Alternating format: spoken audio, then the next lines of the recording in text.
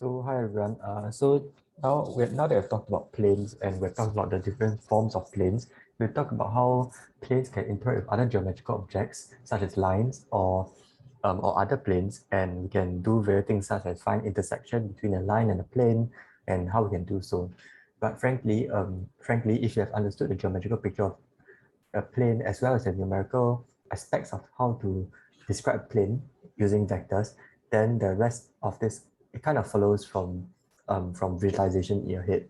So I would not recommend memorizing the following content. And I prefer to just go through it, and then once you can understand, then when the question requires you to do so, to do it again, then you don't really need to memorize the steps. You can kind of kind of freestyle it yourself. Yeah. So okay, so let's go into it. So the first type of interaction, right, is the finding the angle between a line and a plane. So usually the question, if they give you a line, then they'll give you for example, they could give you in the form of a Cartesian equation, right? So um they could give you x minus ax over bx equals to y, so on over and z minus something over something, right? Or they could give you in the form of r equals to a plus lambda b, where b is a real number. Where lambda is a real number. Yeah, so that's what I mean when I say they give you a line. And then when they give you a plane, they could give you in the form of a Cartesian equation. So it would be like nx plus nyy plus nz equal to d, or they could give you in the form of r dot n equal to d, or they could also give you in the form of a plus lambda b plus mu c, where lambda and mu are real numbers. So so what I'm trying to tell you is that when the question gives you these forms, right, then you need to be able to be flexible with converting between different forms as well. So yeah, so the form that we're going to use for this specific part is for this example is going to be the vector form. So in this case, I assume that they give you the normal vector n and they give you the directional vector b. So in this case, we're choosing the vector form, meaning that they give you a line in this form and they give you a plane in this form, right? So if they give you in other forms, if they give you in Cartesian form, then you need to do the conversion by yourself. So after that, so if you want to find the angle between a line and a plane, if you look at this picture, the angle corresponds to theta over here. So so you can see first of all that if you have a line and a plane and they intersect, right, then if you have a if you draw the normal up until you intersect with the line, then there's another angle here, phi, right? And that phi and theta are related by theta equals to 90 minus phi, because this forms a triangle, right? And then the normal is perpendicular to the plane. So this triangle in 3D, right, is going to sum up to 180 degrees, all the angles. So once you can find phi, then you can find theta by using theta equals 90 minus phi. So then how do you find phi? Well, if you take a look at the vectors here, b pointing in this direction, right, pointing parallel to the line, and n pointing this way, then if you can simply find the angle using the dot product. So cosine phi is equals to b dot n over magnitude of b, magnitude of n. So yeah, that's precisely how you find the angle between the line and plane. So once you converted to the correct forms, usually that's like a few steps, then you can just do the computation using the dot product. So the dot product, if you can recall, ABC dot DEF is going to be equals to AD plus BE plus CF. So in goes two vectors, right, into the dot product, then you dot them together and out comes a real number. So that is going to be, if you are confused by the dot product, I could invite you to rewatch the dot product video, and where I also talked about how it relates to finding the angle between two vectors. So yeah, one small thing is that yeah, if the b you're given, if the b you're given was flipped, right, then the dot product will actually be negative, right? So suppose the b was flipped in the other direction, suppose to the b that you're given, then the dot product b dot n would be negative. But over here we take the absolute value, and not the magnitude. We take the absolute value of the real number of the dot product. So over here, when we calculate phi, right, it will end up being the acute angle instead of the obtuse angle. Okay, so then yeah, then after you find phi, you calculate theta by that way. Alternatively, right, instead of writing cosine phi equals that thing, right, because phi equals to 90 minus theta, then you can actually just write this as sine theta. So sine theta also equals to this thing, so you can also calculate it that way. Yeah, I would actually prefer recommending the first method because it's more conceptually clear. And if you look at the second method, you might be thinking, is it sine or cosine? Then you might be confused. So yeah. Okay, so okay, so one question perhaps you might ask is why can't, instead of using the normal vector, right, why can't I use a vector that's parallel to the plane, right? So like if you draw a vector that's parallel to the plane, wouldn't you also be able to, let's say you draw this vector like this, wouldn't you also be able to um calculate the angle between them? Yes, while it is true that if you choose the correct parallel vector to the plane, then you can calculate the angle between the line and the plane, but choosing this vector that is parallel to the plane, that is the line projected onto the plane, is B projected onto the plane, is also a little bit longer. And you might, if you choose a wrong vector, then you end up with a wrong angle. So what I mean is that if you choose a parallel vector to the plane, right, in another direction, then you end up calculating another angle that is not the angle between the line and the plane. So that is why using the normal vector is, in a sense, is a more foolproof way, because there's only one normal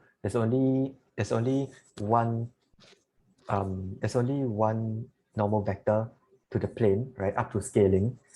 Whereas for parallel vectors to the plane, there are two dimensions that you can choose in. So yeah, so there's some comments, right? Okay, so now the next thing we'll talk about is angle between planes. If you're given two planes, right, then there's a few ways they could interact, in a sense that they could be related to each other. So one way is that the planes are parallel and they never touch, meaning that the normal vectors are parallel to each other, right? And what I mean by normal vectors are parallel means that the normal vectors are scalings of each other. You can find a real number that scales one normal vector to give you another normal vector. So that's one possibility, right? So they're parallel and they never touch. And another possibility for if they're parallel is that they are the same plane. So they are the same plane in that all the points of one plane is the points of the other plane. That's another possibility. And the third possibility is that they intersect, right, at a line, meaning that they're not parallel, but then they intersect, and there's an infinite number of points where they intersect that, because yeah, so two-dimensional objects intersecting gives you a line. So how do you find this line that they intersected? Right. That'll be for later. That'll be for later. But for now, right, if in the case where they're intersecting, we want to find the angle between the two planes, right? And how we can do so is using the normal vectors. So you take a look at this diagram over here, right? The angle at which they intersect, right? If you look at it from the side, let's look at the two planes from the side. This is defined as the angle between the two planes. So there's two ways to define it. I mean, the angle, you could define it as this part, this obtuse part, but usually the question will tell you find the acute angle between the two planes. In which case, if the angle is more than 90 degrees, then you need to take 180 minus that angle. So this is defined as the acute angle of the plane, whereas this one is obtuse one.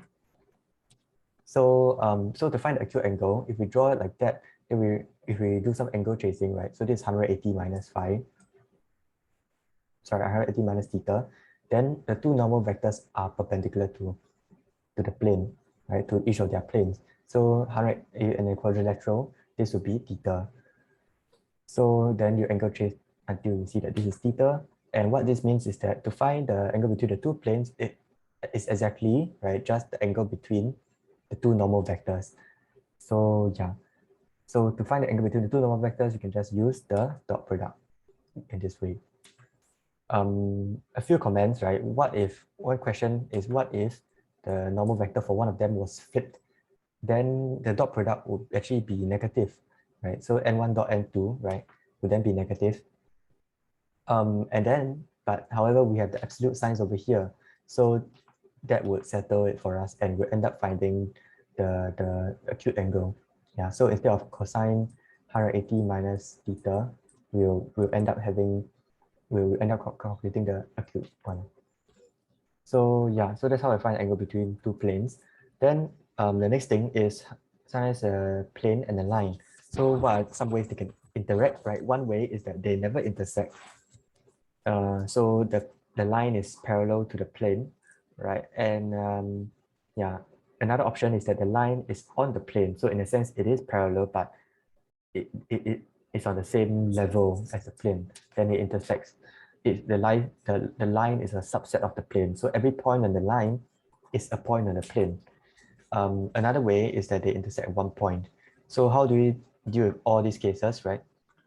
The first scenario is that they never intersect, in which case you need to check that the directional vector of the line B, right, is perpendicular to the normal vector of the plane. So to check that, just check that B dot n is 0. In that case, then if it's true, then it's parallel. Moreover, if it's parallel, you don't know whether the line is floating above the plane or whether the line L is lying on the plane. So to do the additional check, you check for any one of the points on the line, let's call it A, right? You check if it satisfies the plane equation, which is r dot n equals to the constant d, c or c dot n. So c is any point on the plane, c dot n would then be your constant, right? So this is the formula r dot n equals to d.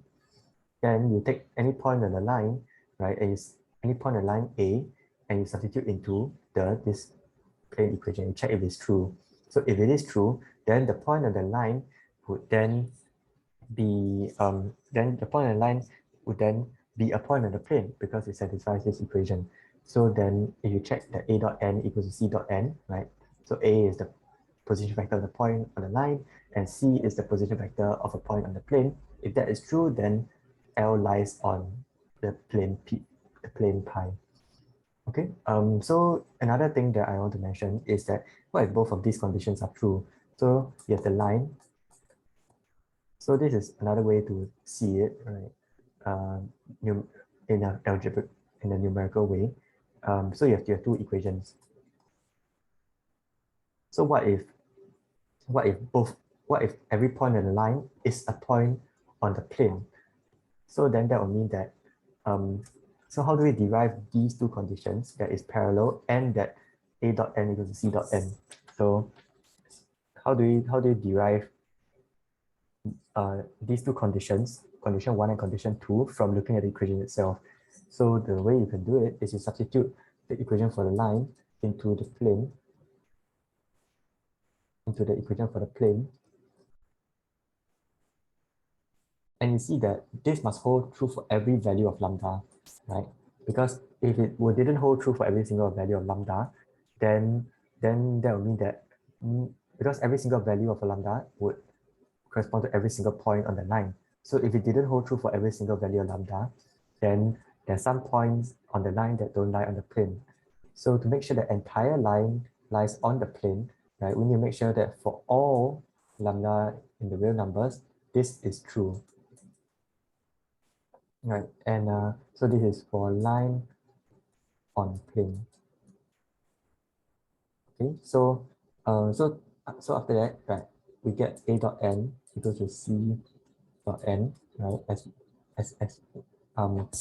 as one condition, and the other condition is that the coefficient of lambda must disappear. So lambda B dot n equals 0.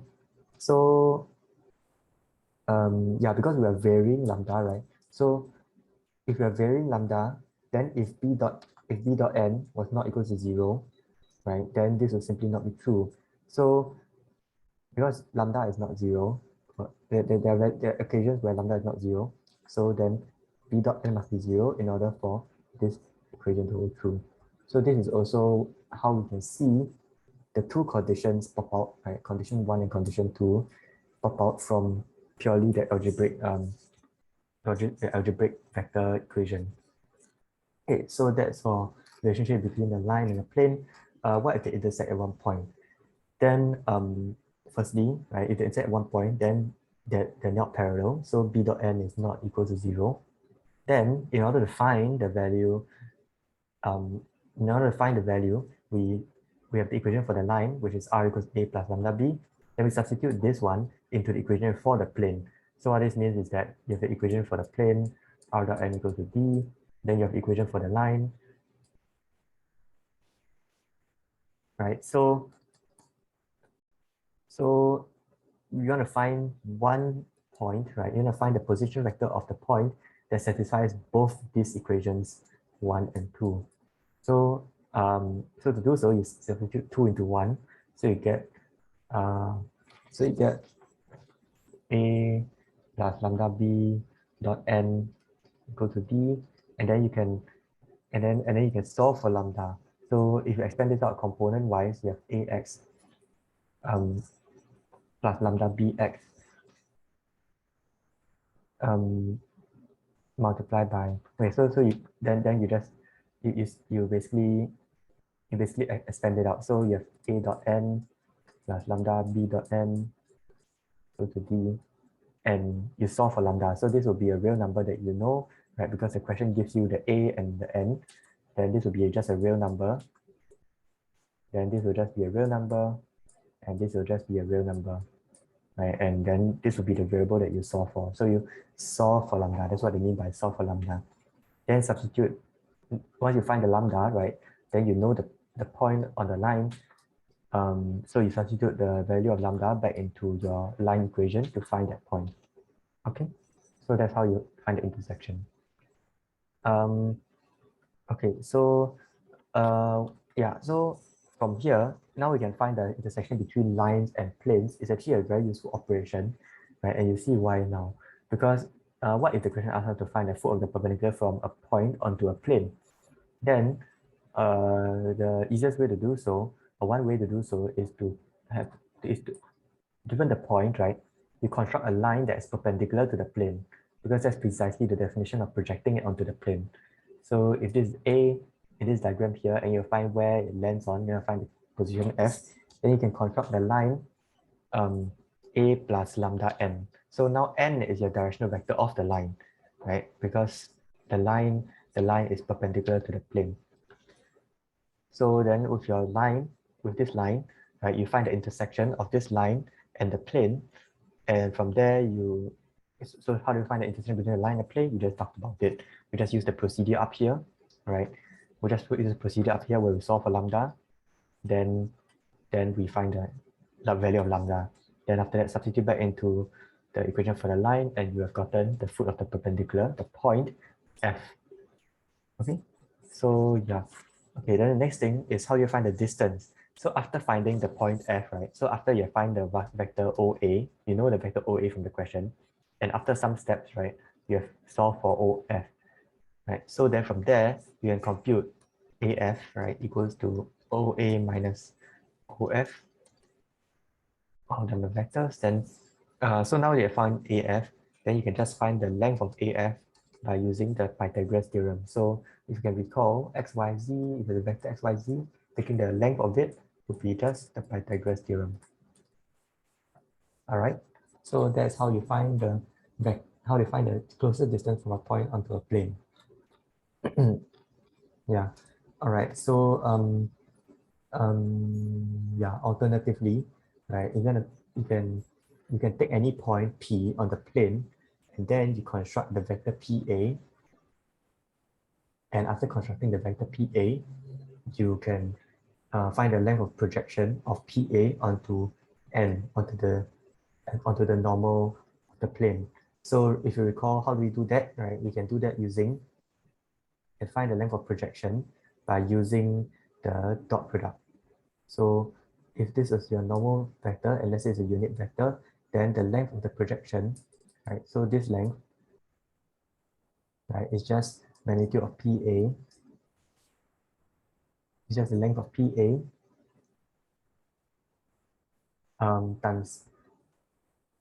times the cosine of the angle theta. So you can do to find this, right? It's just equal to the PA dot the normal unit vector. yeah, and since it's a acute angle, then you take the absolute sign. So yeah, so yeah, and so one thing to know, if the normal vector was not a unit vector, then it'll be of this form. So it'll be PA dot the normal vector, and if it's not a unit vector, then you need to divide by the length of the normal vector. So n divided by length of n is just a unit vector n hat, right? Yeah, and yeah. So if you want to find the distance from the origin onto the plane, then it will also just be length the absolute value of d over length of n, because you have your r dot n equals to d, right? And then we divide both sides by length of n, then you have r dot n hat equals to d over length of n. And remember I said that this one, if this was a unit vector, then this quantity here would be the length, so shortest distance from the origin to the plane. Okay, so yeah. Okay, so next method. Previously we talked about intersection between, when we talked about the angle between two planes, right? I talked about how what happens when the planes intersect and it forms a line, right? The intersection, the set of the intersection is a line. So how do you find the line? How do you solve the line? You can solve the line by using, we talk about, well, now we'll be talking about solving the line. So one way is to convert the equations for the planes into Cartesian form, right? So after having a Cartesian form, it'll be like it'll be something x plus something y plus something z equals to d, and then you have another equation, and this forms two linear equations, right? And you have three unknown variables x, y, z. So you have your two equations and your three variables. So the solution, right? The solution for this would be of dimension 1. You have 1 degree of freedom. So it's very easy to use the GC to solve this. And perhaps I can bring you to an example. So yeah, so let me bring up an example. So okay, so for example, we have a question over here, right? So in this question, there's two planes, right?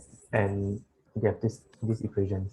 So they want us to find, and they intersect at a line L. So the first question was to find the acute angle, and to do so, they just take the two normal vectors, right? This one and this one, and they dot it together. So after they dot it together, right, they they can they can find the angle and then solve for theta. Then the second part, where they want to find the intersection, for part 2, where they want to find the intersection between the two planes. To do so, they first converted it. They first converted the the the the, the two scalar product form equations into Cartesian equations. So yeah, so I believe that is lecture 11 or 12, right? So now we have two planes, right? And so from here they just plug these equations into GC, and then they get this result. So from here they can write xyz equals to, so you see that z in this case is the parameter that they are using as lambda, because z is the degree of freedom. Then you have this, and then you have this. So now you have your line over here. So you see that it's very easy to read off the answer from the GC. Yeah. So you may be wondering, wait, what was, as a small segue, right? You might be wondering, wait, why there is z over here? I thought this was supposed to be lambda. So maybe I could explain a little bit about what's going on. So over here we have three variables and two equations. So there's not enough constraints to fix a value of x, y, z. So if there's not enough constraints to find one solution of x, y, z, and instead we have a family of solutions, right? We have one, and the family of solutions will have 1 degree of freedom. And in the GC over here, they have conveniently, because of the way the algorithm in the GC works, right? They have given us the family of solution in using the z as the parameter. So x3 is z, right? So they use z as the parameter. So this your family of solutions would then be x, y, z, right, equals to 0 minus lambda, 1 minus lambda, and lambda, where x3, right, is the free parameter. And in this case, since it's equal to z, they're saying that this is equal to z. But you see that if so they write it in this form, but if we see that we can rename the degree of freedom to lambda, right, without with and the we can rename the degree of freedom to lambda, and lambda can be take on any real number, and and our solution will still make sense, right? So yeah, as long as the lambda is a common value among the x, y, z over here, it will still hold true. So that's why if you and then you rewrite this, then you get 0, 1, 0 minus minus lambda 1, 1, 0. So that sorry 1, 1 minus 1. So that is this thing that we see over here. So don't be confused. Don't be that if you see the value x3 over here, like why doesn't make sense. Yeah. Okay.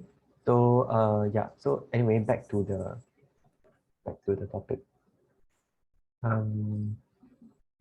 Okay, so that's the easiest method by far, actually. Another way is to find another way is to find a common point.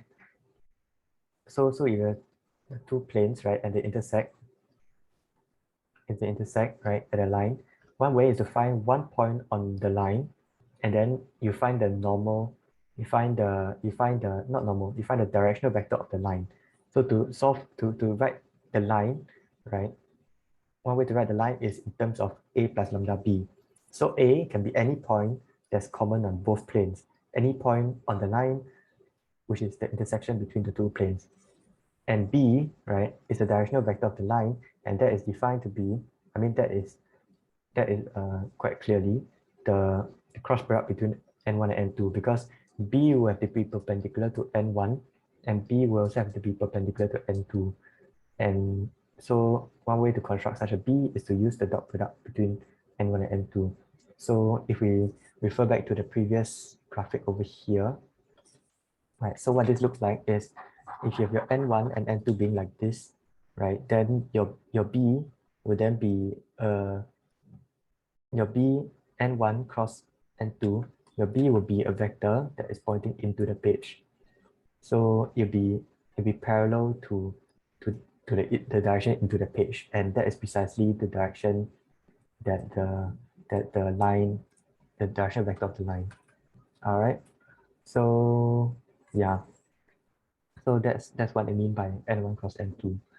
So that's one way. So how do you find such a common point? We will talk about it later. Okay, so another method, right, is to find one common point, right? Oh, sorry, find two common points, right? A1 and A2. And how to find the common point, we'll discuss later again, right? But then if you have two common points, then you can use for the A, you can find any one, you can use any one of A1 or A2. And for the B, you can calculate the vector from A1 to A2. So yeah, so then that will work as well. So what that corresponds to is it's the same picture, but there's a one A1 over here and another point A2 over here. So to find the common point, right, which is an operation that is needed for both method 1 and for both method 2 and method 3. To find the common point, we can set one of the three variables to be a constant, and usually we can choose 0 because it's convenient, but any constant will do. 1 will do, pi will do, and so on. Then we solve for the remaining two variables. So what this means is, for example, we want to find the intersection between these two planes, right? So if we set x equals to 0, then we are left with this. And then now we have two equations and two unknowns. Right, so then we can use a GC to find a fixed solution, a fixed point y and z, and then from there, right, the x which we set to equal to 0, your y which is solved to be 12 and your z which is solved to be minus 16 would be that common point. So the question is, why does this work? So the reason is that before that we had two equations and three unknowns, right? So by setting up, so two equations and three unknowns, that led us to 1 degree of freedom. And in this case, the 1 degree of freedom could be any variable x, y, or z. So let's say the degree of freedom is x, right? We can choose x to be anything we want and still have, we can choose x to be anything we want, which will then constrain y and z to be some fixed stuff. So for instance, we set x equals to 0, right? Then we get the fixed value of y and the fixed value of z. Then we set x equals to 1, what? Then we get another value of y, another value of z. And we set x equals to anything, right? Because x is the 1 degree of freedom that we have. Yeah, so that's essentially what we're doing here. But if we leave it as 1 degree of freedom, then we have an entire line to describe. We have an entire line. So what happens when we set x equals to something? We're saying, hey, I don't want the whole line now, right? I want just the line, I want just the point on the line which has the value, which has the coordinate x equals to 0. And by doing so, right, the remaining two equations and two unknowns, they tell you, okay, fine, you want the line and you want the x equals to 0 point on the line, right? So fine, I'll give it to you, right? You through this equation. So then the y and the z will be fixed. So in this case, y equals to 12 and z equals to minus 16. And yeah, so then we end up getting 1 point on the line. So if I can reiterate what I mentioned, summarize what I mentioned, right? If you have two planes, right, written in Cartesian form like that, then we have two equations and three unknowns. The three unknowns is x, y, z. And that will mean we have we don't have enough constraints to fix a point. And as a result, we have one entire degree of freedom, which is the line, which is why they say that the intersection between two planes is a line. So if we have an entire line, right, to choose from, right, and let's say we're just interested in 1 point. So how do we find that 1 point? We can say, okay, fine, you have an entire, so many points to pick from, but I'm only interested in the point which has the x coordinate equal to 0. So I'm only interested in the point that has x coordinate equals to 0. So that's why we set x equals to 0. And then since we have chosen a point on the line already, right? We've made the choice of this 1 degree of freedom. So 1 degree of freedom gets eliminated already because we have fixed ourselves at x equals to 0. Right? And then the remaining equation will give you would help you find the values of y and z that you need in order to be on a point, in order to be the point on the line. In order to be on the line. Yeah. So at the end of it, right, one choice was made, and then the remaining two we have gotten from the constraints by solving the equations. So yeah. So that's how you do that. So yeah, I'm more or less now that we've covered planes, I've more or less covered all the content for vectors. So I think yeah, I think if I'm thinking of making videos on applications, but perhaps I'll do that if I have time. But if you guys want videos on, if you guys found this series good, please leave a comment, right? It really helps motivate me to put out more videos out there like this. So I'm also, so for the future, right? I'm thinking of either going through vector questions, right? If this series is popular in the first place, right? If it really helps, then I don't mind putting some time to do vector questions, going through questions in the prelims or the A levels. And I'm also planning to do a series on complex numbers. Yeah, so both conceptually and possibly the questions. But that's also really if I have time now, because I want to make a lot more types of videos. So if not, that might be the end of this H2 Vectors series. So if you've enjoyed, then please leave a comment, because I'm not sure if this has helped anybody at all. So yeah, if not, have a nice day. Bye.